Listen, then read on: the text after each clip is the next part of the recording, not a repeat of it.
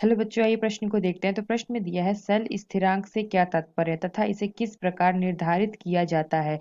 एक अज्ञात विद्युत अपघट्य के विलयन की चालकता के मापन में इसका क्या महत्व है। आइए मुख्य अवधारणा की चर्चा करते हैं। मुख्य अवधारणा। तो प्रश्न में क्या पूछा है कि सेल स्थिरांक से क्या तात्पर्य है।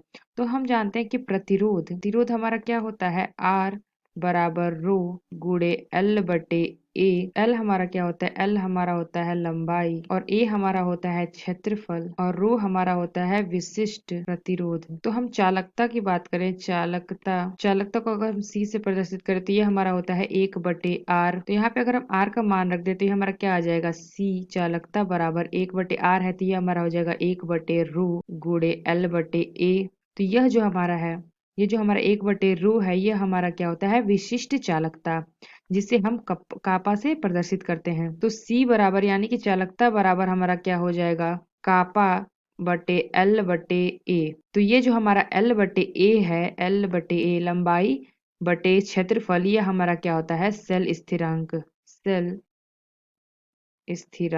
तो जहाँ पे हमारा L क्या है, L हमारा होता है दो इलेक्ट्रोड के बीच विद्युत अपघट्य के विलयन की लंबाई। तो जो हमारा L है, L ये हमारा होता है दो इलेक्ट्रोडों के बीच विद्युत अपघट्य के विलयन की लंबाई। और A हमारा क्या होता है, A हमारा होता है इलेक्ट्रोडों का पृष्ठ क्षेत्रफल। तो L/A को हम क्या कहते हैं, सेल स्थिरांक। तो यहाँ पे इसका अगर मात्रक निकालें तो जो हमारा L होता है, ये हमारा होता है सेंटीमीटर और जो हमारा A होता है वह होता है सेंटीमीटर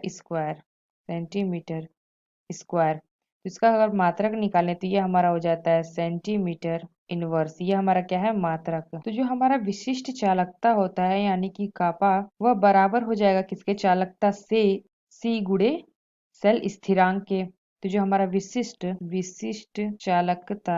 चालकता जिसे हम कापा से प्रदर्शित करते हैं, ये बराबर हो जाएगा चालकता क्या होता है, सी गुणे सेल स्थिरांक। तो ये हमारा हो जाएगा सेल स्थिरांक कितना है, L/A। तो यहाँ पे हमने देखा कि सेल स्थिरांक क्या होता है और इसे किस प्रकार निर्धारित किया जाता है। तो और हमें प्रश्न में क्या लिखा है कि एक अज्ञात विद्युत अपघट्य के विलयन की चालकता के मापन में इसका क्या महत्व है। तो यहाँ से हम देखते हैं कि जो हमारा सेल स्थिरांक होता है, सेल स्थिरांक वह विलयन पर निर्भर नहीं करता है,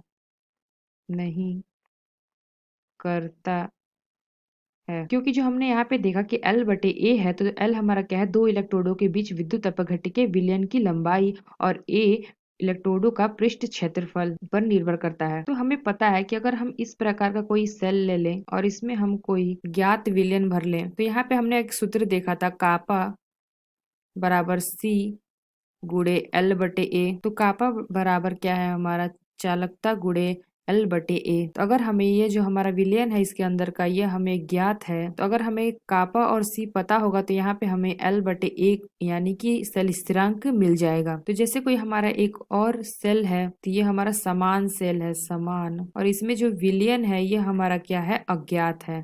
तो यहाँ पे जो हमारा विलयन है ये हमारा अज्ञात है। तो यहाँ पे जो हमारा ज्ञात है विलयन, इसमें जो हमारा कापा बराबर C गुणे L/A है, तो अगर हमारा कापा और C का मान ज्ञात होगा तो हम L/A यानी कि सेल स्थिरांक निकाल लेंगे। तो इसके लिए भी समान सेल है, ये जो समान सेल है तो इसके लिए भी क्या होगा, L/A का मान समान होगा। तो यानी कि हम कह सकते हैं कि जब समान सेल है, इसका जो हमारा सेल स्थिरांक होगा वह भी समान होगा। तो यहाँ से हम कह सकते हैं कि जो हमारा सेल स्थिरांक होता है वह सेल पे निर्भर करता है, ना कि उसके विलयन पे। तो यानी कि जो हमारा एक ज्ञात कोई विलयन है, या हमारा सेल है, तो ये जो हमारा ज्ञात विलयन है, वहां से अगर हम सेल स्थिरांक निकालें तो इसके लिए जो हमारा ज्ञात विलयन होगा उसके लिए भी जो समान सेल है, तो जो हमारा सेल स्थिरांक होगा वो भी समान होगा।